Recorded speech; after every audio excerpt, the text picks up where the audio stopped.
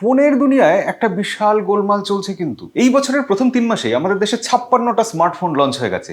Yes, 56খানা smartphone. এই সময় গত বছর লঞ্চ হয়েছিল 48খানা, অর্থাৎ স্মার্টফোনের লঞ্চ হওয়াটা বাড়ছে। কিন্তু দাঁড়ান, আমরা তো এরকম খবর শুনেছিলাম স্মার্টফোনের সেল কমে যাচ্ছে কারণ স্মার্টফোনের দাম বেড়ে যাচ্ছে। তাহলে ছবিটা তো উল্টো হওয়া উচিত ছিল। এখানেই কিন্তু আসল টুইস্টটা লুকিয়ে আছে। এই যে 58টা ফোন, এটা লঞ্চ করেছে 16টা ব্র্যান্ড, কিন্তু ফোনগুলোর অ্যাভারেজ দাম জানেন? প্রায় 40,000 টাকা এক একটা ফোনের দাম। আমরা কত টাকার ফোন কিনি? 10,000, 15,000 টাকা, 20,000 টাকা। তাহলে এত বেশি ফোন লঞ্চ হচ্ছে কেন?